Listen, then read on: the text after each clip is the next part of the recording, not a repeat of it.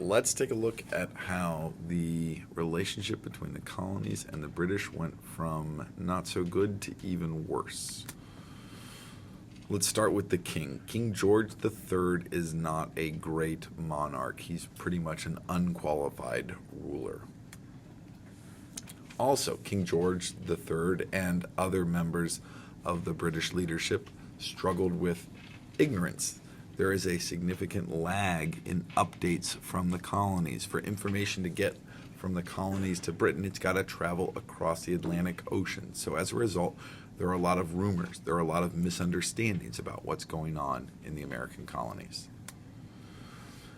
In England, you also have the issue of parliamentary sovereignty, this idea that Parliament, not the king in England, is supreme.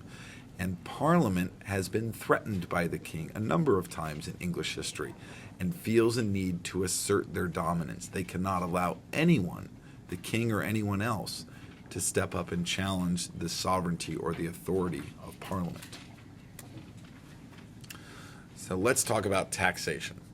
The colonies, through their colonial assemblies, had developed a history of controlling their own taxation, of controlling their own spending. The colonial assemblies had this responsibility and this right. They were used to not having restrictions from Britain. In 1720, Britain officially starts the policy of salutary neglect, where they chose not to enforce taxation laws like the Navigation Acts and allowed the colonists to trade a lot on their own.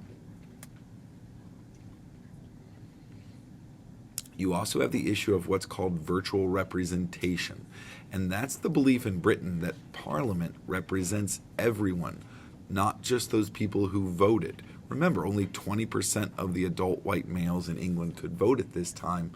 Parliament says something called virtual representation exists, where those people in Parliament don't just think about their constituents, the people who voted for them, but they also think about everybody in England and everybody in the empire, including the American colonists. From the American perspective, they don't understand. They disagree. They don't see how an Englishman on the other side of the Atlantic can represent the interests of an American. They don't see how somebody in Parliament could be thinking about and considering what they need when they vote way over in England.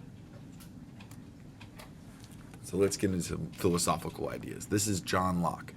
John Locke believed that the social contract is formed not just for physical protection, but to protect natural rights.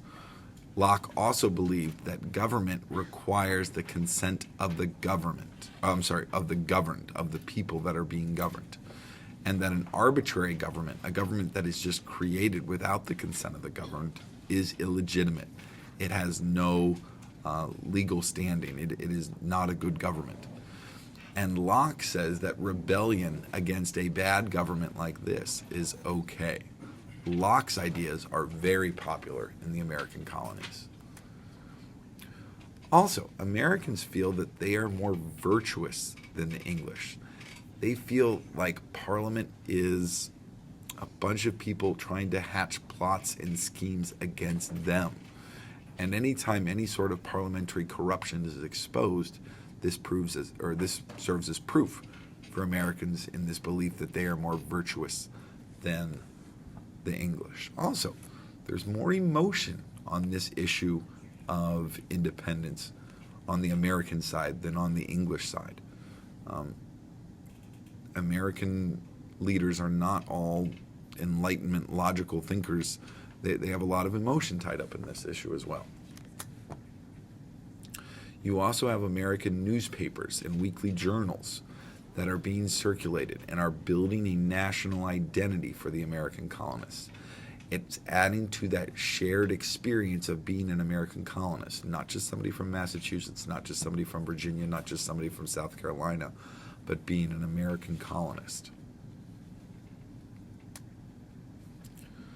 So, why is Britain in trouble? Well, after the 7 Years' War, Britain is in debt. In fact, half of their annual budget is going to pay off the interest on that debt. It's not making the debt any smaller, it's just paying off the interest. King George III believes that he needs to keep troops in North America to protect against Native American attack.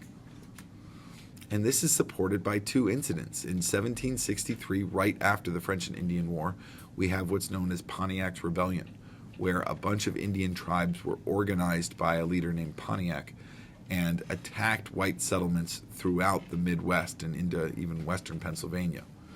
Another incident was the Paxton Boys uprising.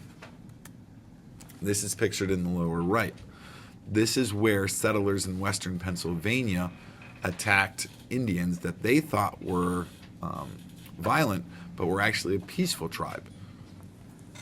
To avoid problems like the suffering caused from Pontiac's Rebellion, and to avoid problems like the confusion and unnecessary bloodshed from the Paxton Boys attack, George believes that he needs to keep troops in North America. But more troops means more taxes on the British people, and they need a new source of revenue to pay for these things.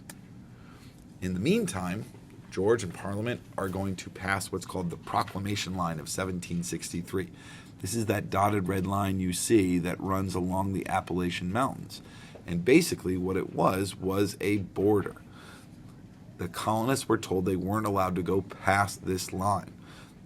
As a result, the colonists start to see the British soldiers left in the New World as a barrier to economic development and an unnecessary cost.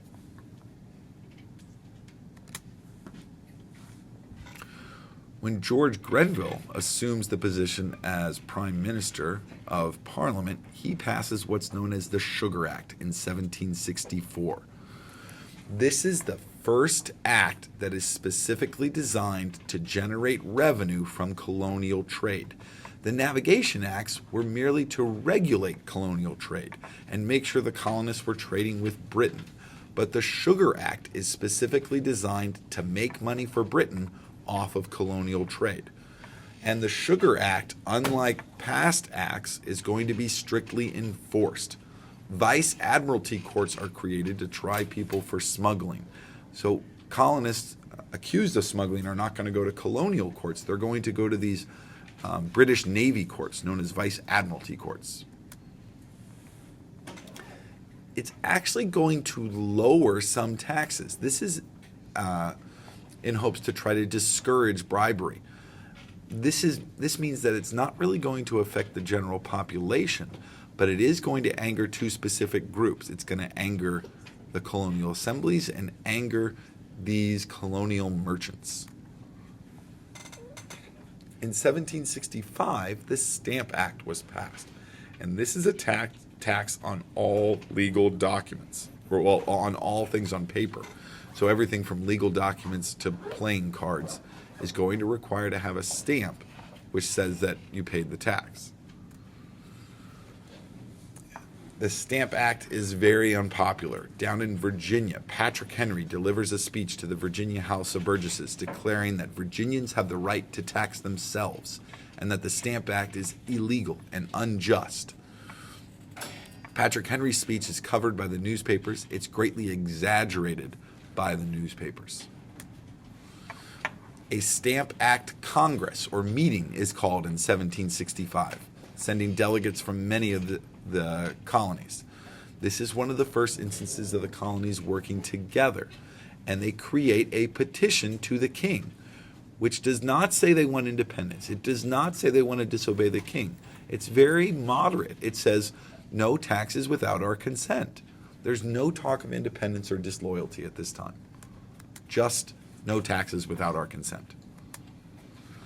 The Stamp Act, unlike the Sugar Act, is going to affect common colonists, and it's going to lead to protests. It's going to lead to mobs. It's going to lead to violence. In Boston, a group known as the Sons of Liberty are going to burn an effigy of a stamp distributor, so like burn a doll or statue of a stamp collector. And the lieutenant governor's home is going to be vandalized in Massachusetts. We even have instances of stamp collectors being tarred and feathered, and that's what you see there. Overall, this also creates a common enemy for American colonists, and that is Parliament. The Stamp Act ends that respect for British governors. It ends American respect for customs collectors. And it ends any respect for British military personnel. Those people are no longer seen as trying to help the colonists. They're seen as just trying to take their money. Many of the stamp distributors resign in the face of this opposition. The Sons of Liberty organized boycotts of British goods, and these boycotts were strongly supported. And the boycotts really engaged women in politics for one of the first times. The Stamp Act is repealed in 1766 on the advice of British merchants who are losing money over it. That same month, Parliament passes what's known as the Declaratory Act, which says that Parliament can tax the colonies. It says the Stamp Act wasn't repealed because the colonists were opposed to it. It says that the Stamp Act was repealed because Parliament didn't want to use it anymore. It basically says we're still in charge. Also, the British merchants begin taking credit for the repeal of the Stamp Act. This is extremely patronizing and insulting to the colonists, so this really turns the colonists against British merchants.